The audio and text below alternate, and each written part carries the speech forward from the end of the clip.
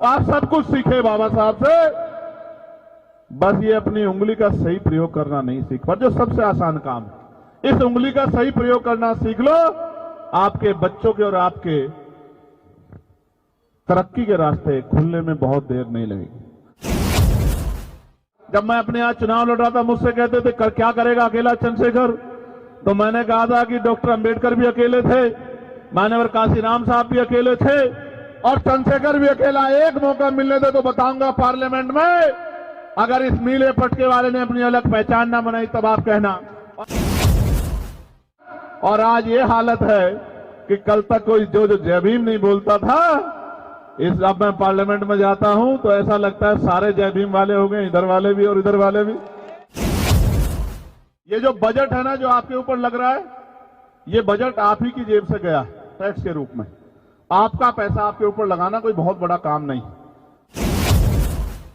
जितनी योजनाएं सारी सरकारें चला रही हैं, दोबारा कह रहा हूं, फ्री बिजली, फ्री पानी, फ्री ये और भी कुछ टैक्सीज, उनकी सारी योजनाएं, और उन योजनाओं पे भी प्लस करके जितना ये आपको आज कह रहे हैं कि हम देंगे और दे रहे हैं, मैं इससे 4 गुने की गारंटी देता हूं, क्योंकि हमें कोई पैसा घर नहीं लगाना। अब तो चुनाव आएगा तो बहुत लोगों की पोल खोलने का काम करेंगे। एमसीडी वाले क्या कर रहे हैं, दिल्ली सरकार वाले क्या कर रहे हैं, बहुत लोगों की बात बताएंगे आपको। लेकिन जब बाबा साहब अम्बेडकर संविधान में हमें वोट का अधिकार देके गए हैं, और इस वोट की शक्ति के आधार पे राजा महाराजा बड़े नेता, जो जिन्होंने हमारी बस्तियां नहीं देखी, जिन्होंने हमारी परेशानियां नहीं देखी, हमारे घर नहीं देखे, हमारी तकलीफें नहीं देखी, हमारा भूखा पेट नहीं देखा, हमें गटर में उतरते नहीं देखा, हमें मार खाते नहीं देखा, हमें गटर में मरते नहीं देखा, 7,000, 12,000, 11,000 पे अपने बच्चों को पालते नहीं देखा, जिन्होंने हमें हमारी रोटियों को नहीं देखा, जिन्होंने हमारे खाली बर्तनों को नहीं देखा, जिन्हें आज भी हमसे गैर बराबरी का एहसास होता है, वो भी हमारे बीच में आते हैं, हमारी माओ के पैर छूते हैं, हमारी बहनों का हाथ पकड़ के कहते हैं कि आप मेरी बहन हो, हमारे घरों में आते हैं, हमारे बीच में बैठ के खाना खाते हैं, हमारे गिलास में पानी पीते हैं। कभी कभी गिलास अपना ले आते हैं लेकिन पानी पीते हैं, बर्तन अपने लिए आते हैं, खाना अपना ले आते हैं, हमारे बीच में बैठ के खाते हैं। ये साबित करने की कोशिश करते हैं कि हम आपके हितैषी हैं। लेकिन जब आप पे जुल्म होता है, जब आपके अधिकार छीनते हैं, जब आप कहते हो कि ठेका नहीं होना चाहिए, संविदा नहीं होनी चाहिए, पक्की नौकरी होनी चाहिए जो संविधान कहता है, समान काम समान वेतन होना चाहिए, तो तब वो सब लोग घर भाग जाते हैं। कोरोना काल में मुख्यमंत्री जी ने घोषणा की कि हर कोरोना वॉरियर को 1 करोड़ रुपए मिलेगा। क्यों भाई, यही थी ना घोषणा। एक हमारा सफाई कर्मचारी भाई जिसका जीवन खत्म हो गया, उसके परिवार के पास हम गए, हमने कहा भाई मोर्चा निकलेगा। अब मोर्चे से बड़ी डरती है सरकार, मोर्चा निकलेगा। घोषणा हुई तो सरकार के लोगों ने बुला लिया, हमने उसको वादा किया कि एक नौकरी दिलाएंगे और 1 करोड़ रुपए दिलाएंगे जो आपका अधिकार बैठता है।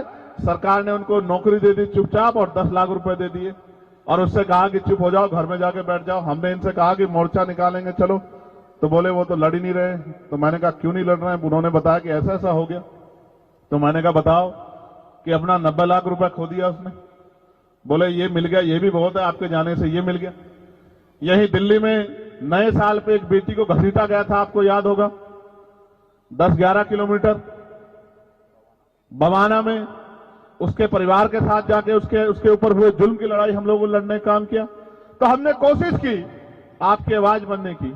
अब आप कोशिश करो हमें ताकत देने की। अगर आपने ये कोशिश कर ली, भाई सेंसर वहां खड़े हैं, मैं जिम्मेदारी से कह रहा हूं, अगर आपने ये कोशिश कर ली और अगर आपने एक मौका बड़े पैमाने पे नहीं छोटे पैमाने पे भी आजाद समाज पार्टी को दे दिया, भीम आर्मी को दे दिया, तो आप याद रखना, जब मैं अपने यहाँ चुनाव लड़ रहा था, मुझसे कहते थे क्या करेगा अकेला चंद्रशेखर, तो मैंने कहा था कि डॉक्टर अंबेडकर भी अकेले थे, मान्यवर काशीराम साहब भी अकेले थे और चंद्रशेखर भी अकेला। एक मौका मिलने दे तो बताऊंगा पार्लियामेंट में, अगर इस नीले पटके वाले ने अपनी अलग पहचान ना बनाई तब आप कहना। और आज आप देखो कि पार्लियामेंट जब चलती है मैं आस्ट्रिया गया, इटली गया, मैंने एक संकल्प किया था पूरा करने का। हमारे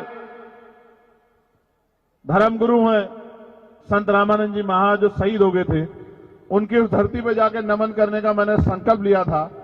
मैं वहां गया, वहां की बहनों माओं से मिला, सोच रहा था क्या जानती होंगी मुझे, तो बोलती है कि भाई हम अपने फोन में सनसेट टीवी देखती रहती हैं कि कब हमारा भाई पार्लियामेंट में हमारे लिए बोलेगा।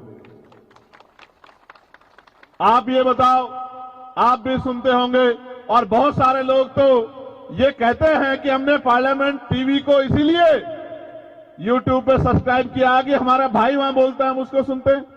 आप ये देखो, भोजन माता, आशा, आंगनबाड़ी, सफाई कर्मचारी, ठेके पे कर्मचारी, सरकारी कर्मचारी, दिल्ली सिविल डिफेंस वाले, कोई ऐसा पुलिस के लोग, दिल्ली पुलिस हो चाहे देश की पुलिस हो, उनके मॉडर्नाइजेशन की बात, होमगार्ड की, ग्राम के चौकीदार की, सब लोगों की बात, नौजवानों की बात, रोजगार की बात, महंगाई पे मार की बात जो जनता पे पड़ रही है, सारी आवाज हमने पार्लियामेंट में उठाने का काम किया।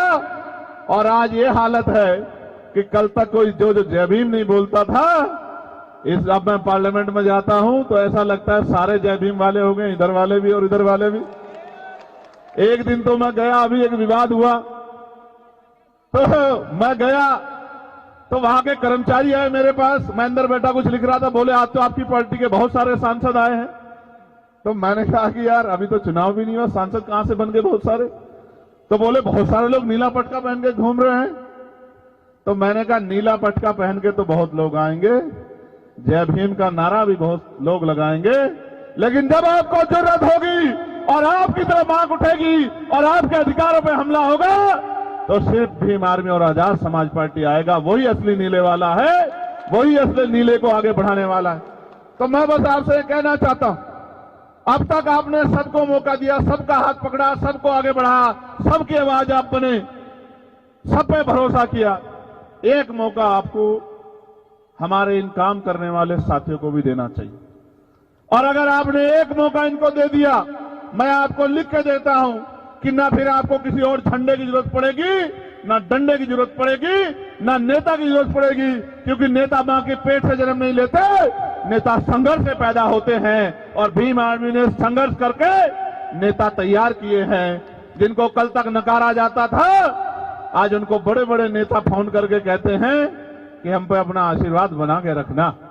मैं बस आपसे कहना चाहता हूं, अच्छी बात यह है कि मेरे लोकसभा क्षेत्र के भी बहुत सारे लोग जो नगीना छोड़ के आ गए, वो भी मुझे रास्ते में मिले, वो भी यहां रहते हैं। अब उन पे तो मुझे भरोसा है कि वो मेरा साथ छोड़ ही नहीं सकते।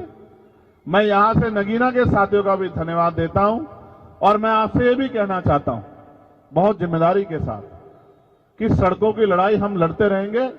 इसका उदाहरण यह है कि 1 तारीख को हम भीमा कोरेगांव गए, 2 तारीख को परभनी में जो हिंसा हुई उन हिंसा के परिवारों से मिले, 3 तारीख को बागपत में जो जुल्म हुआ, जिस बच्चे ने पार्लियामेंट के सामने आके सुसाइड कर लिया क्योंकि उसको न्याय नहीं मिल रहा था, वहां की भाजपा सरकार कहती है हम सबके साथ सबके विकास की बात करते हैं, लेकिन जब हमारे लोगों पे जुल्म होता है तो विकास भी गायब हो जाता है और सबका साथ भी खत्म हो जाता है। उनको न्याय नहीं मिलता। 3-3 साल पार्लियामेंट के सामने आके उस बच्चे ने अपने आप को आग लगा ली और 70% जल गया और अस्पताल में उसने दम तोड़ दिया। आखिरी लाइन उसकी ये थी कि मेरा भाई मुझको न्याय दिलाएगा। तकलीफ होती है, दर्द होता है कि उतनी शक्ति नहीं है, लेकिन मैं आपसे कह रहा हूं, अभी मैं परभनी गया, वहां सोमनाथ सूर्यवंशी की पीट पीट के पुलिस ने हत्या कर दी और उसके गम में हमारे एक नेता, वो गाड़े साहब उस दुनिया में नहीं रहे, महिलाओं को पीटा, नौजवानों को पीटा, बहनों को पीटा, घर में घुस के बच्चियों को पीटा सरकार के इशारे पे। तो हमने कहा 17 से मोर्चा निकलेगा। आप शक्ति देखो किसे कहते हैं। मैंने कहा 17 से पैदल मोर्चा निकलेगा परभनी से और मुंबई मंत्रालय तक। तो कल चीफ मिनिस्टर के यहां से फोन पहुंच गया कि 6 तारीख को, मैं झूठ नहीं बोलता, आप पता करा लेना, 6 तारीख को दोनों परिवारों को मुख्यमंत्री ने बुलाया है कि मुख्यमंत्री जिनसे मिलना चाहते। इतनी शक्ति का निर्माण आज आपने पूरे भारत में कर लिया है कि आपकी एक आवाज पर सरकारों को सोचना पड़ता है। आप ये सोचो, ये तो तब है जब अभी संवैधानिक शक्ति उस पैमाने पे नहीं है। आप ये सोचो जितनी संवैधानिक शक्ति होगी, और उत्तर प्रदेश में तो मैं चैलेंज करके कहता हूं, जिस तरह की मेहनत उत्तर प्रदेश के साथी कर रहे हैं, 27 के चुनाव में हम वहां की सत्ता आपके चरणों में लाकर रख देंगे। इस बात का भी मैं आपको विश्वास दिलाता हूं। लेकिन मैं आपसे कहना चाहता हूं कि आपका आशीर्वाद भी हमें मिलना चाहिए। मिलना चाहिए नहीं मिलना चाहिए? देख लो, मदद करोगे नहीं करोगे? नहीं, दोनों हाथ उठा के बताओ।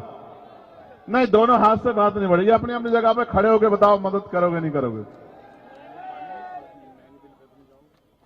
अच्छा, एक मिनट बैठ जाओ। आखिरी बात बता देता हूं, ये मेरे कान में इन्होंने कुछ कहा। आप देखो, मीडिया के साथी भी यहां खड़े, रिकॉर्ड कर लेना। जितनी योजनाएं सारी सरकारें चला रही हैं, दोबारा कह रहा हूं, फ्री बिजली, फ्री पानी, फ्री ये और भी कुछ टैक्सीज, उनकी सारी योजनाएं, और उन योजनाओं पे भी प्लस करके, मैं किसी की योजना ना गिनाता, मैं संवैधानिक शक्ति को समझता हूं। ये जो बजट है ना, जो आपके ऊपर लग रहा है, ये बजट आप ही की जेब से गया टैक्स के रूप में। आपका पैसा आपके ऊपर लगाना कोई बहुत बड़ा काम नहीं। अब तो चुनाव आएगा तो बहुत लोगों की पोल खोलने का काम करेंगे। एमसीडी वाले क्या कर रहे हैं, दिल्ली सरकार वाले क्या कर रहे हैं, बहुत लोगों की बात बताएंगे आपको। लेकिन आप ये सोचो, जितना ये आपको आज कह रहे हैं कि हम देंगे और दे रहे हैं, मैं इससे 4 गुने की गारंटी देता हूं, क्योंकि हमें कोई पैसा घर नहीं लगाना, अपने घर में नहीं लगाना है। आपके लिए आपका पैसा आप ही के ऊपर लगाना है। तो जो ये दे रहे हैं, इसके 4 गुने की गारंटी मैं आपको देता हूं। मैंने मांग की प्राइम मिनिस्टर से कि उस शिक्षा में स्कॉलरशिप मिलनी चाहिए। दिल्ली के मुख्यमंत्री ने पढ़ लिया, उनकी रिसर्च टीम ने अगले दिन उन्होंने कहा, मैं बहुत बड़ी घोषणा बाबा साहब अम्बेडकर पे करना चाहता हूं, कल इस समय करूंगा।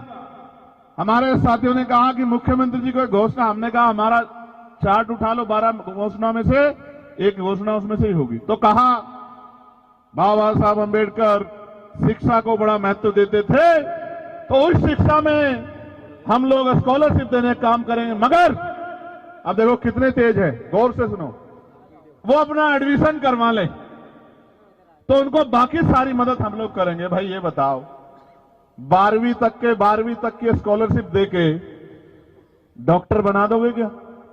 इंजीनियर बना दोगे क्या? वकील बना दोगे क्या? जज बना दोगे क्या? क्या बना दोगे? बेवकूफ तो बना सकते, क्योंकि हाई स्कूल इंटर तो हमारा मरा गिरा आदमी भी रूखी सूखी खाके अपने बच्चों को करा ही देता। अगर करना है इस देश में, जो बाबा साहब अम्बेडकर कहते थे आपको बिजली फ्री दे देंगे, पानी फ्री दे देंगे, रोटी अनाज दे देंगे, लेकिन आपके बच्चों को एजुकेशन नहीं देंगे, क्योंकि एजुकेशन सवाल को जन्म देती है। और जिस दिन आपके बच्चों को शिक्षा का अधिकार मिल गया और मुफ्त शिक्षा मिल गई और गुणवत्तापूर्ण शिक्षा मिल गई, आप याद रखना, आपका रास्ता कोई नहीं रोक सकता। इसका उदाहरण डॉक्टर बाबा साहब अम्बेडकर है कि ये ना चाहते हुए भी बाबा साहब अम्बेडकर संविधान सभा में भी गए और कानून मंत्री भी बने। इसलिए मैं आपको कहना चाहता हूं, मैंने पार्लियामेंट में कहा था कि समान शिक्षा पॉलिसी लागू कर दो। मैं सत्ता पक्ष को भी कह रहा हूं, विपक्ष को भी, अगर आप इतने अच्छे हो तो करो समान पॉलिसी लागू। अगर बाबा साहब समान शिक्षा पॉलिसी लागू, अगर बाबा साहब अम्बेडकर को नेता मानते हो, बाबा साहब अम्बेडकर की बात को मानते हो, समान हेल्थ पॉलिसी लागू करो कि गरीबों का इलाज भी, क्या तो सारे प्राइवेट स्कूल अस्पताल गरीबों के लिए भी खुले मुफ्त में, या सबका इलाज सरकारी अस्पताल में हो और इलाज बेहतर से बेहतर होना चाहिए कि पैसे की कमी कारण किसी की जान ना जाए। होना यह चाहिए कि गरीब के बच्चे को एजुकेशन वो कभी तक ले, गुणवत्तापूर्ण एजुकेशन, और वो इतने कम दामों में मिलनी चाहिए किसी की जेब ना कटे। हमने तो देखा अपनी आंख से कि बड़े स्कूलों में, प्राइवेट में हमारे लोग हिम्मत करके भेजते हैं। मेरी माएं पेट पे कपड़ा बांध लेती हैं, एक टाइम का भोजन काट के अपने बच्चों को पढ़ाती, क्योंकि बाबा साहब कह के गए थे। लेकिन सच ये है कि ये सारे काम आपके आसान हो सकते हैं अगर आप अपनी राजनीतिक ताकत बना लो। मैं ये महसूस करता हूं, आप सब कुछ सीखे बाबा साहब से, बस ये अपनी उंगली का सही प्रयोग करना नहीं सीख पर, जो सबसे आसान काम, इस उंगली का सही प्रयोग करना सीख लो। आपके बच्चों के और आपके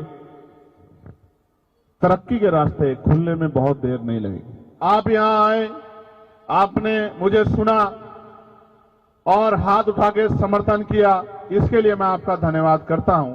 लेकिन मैं आपको ईमानदारी से बताऊं, अगर आप इकट्ठे हो जाओ, आप वाले नहीं, जनता से कह रहा हूं, बहुत तेज आदमी निशान हमारा ले गए जिससे हम लोग घर चलाते हैं, और नाम ऐसा रख लिया कि हर पार्टी को इनका लेना पड़ता है नाम, है बहुत तेज लोग हैं यहां। तो मैं आपसे कहना चाहता हूं, अगर हमारे कमजोर समाज का हाथ हमारे सर पर आ जाए, उनका आशीर्वाद मिल जाए, तो फिर किसी दूसरे की जरूरत नहीं पड़ेगी। फिर आप अपने आप में शक्तिशाली हो जाओगे। आपके किसी के दरवाजे पर जाके नेता को ढूंढने की जरूरत नहीं पड़ेगी, क्योंकि आपके ही बच्चे आगे बढ़ के नेता बन जाएंगे। और वही बाबा साहब अम्बेडकर चाहते थे कि हम किसी के आगे हाथ फैलाने वाला नहीं, हम किसी के आगे हाथ फैला के मांगने वाला नहीं, देने वाला समाज बने। हमारी कुर्सी में, हमारी कलम में ताकत होनी चाहिए। और एक बार दोनों हाथ उठा के आशीर्वाद देकर ये संकल्प और मजबूत कर दो कि इस बार आप आजाद समाज पार्टी भीम आर्मी के संघर्ष को कामयाब करने का काम करोगे। दोनों हाथ उठा के जरा इस विश्वास को मजबूत कर दो कि आपका आशीर्वाद हमें मिलेगा। और मुझे तो कोई बात नहीं, फिर आप अपने बच्चों को भी संविधान पढ़ाया करो, संविधान में मिले अधिकारों के बारे में बताया करो, उनके कर्तव्य और उनके अधिकार की जानकारी दिया करो। बहुत बहुत धन्यवाद। जय भीम, जय भारत, जय संविधान, जय मंडल, जय जोहार, जय लोकतंत्र, जय विज्ञान, और आपकी जय हो। बहुत बहुत धन्यवाद।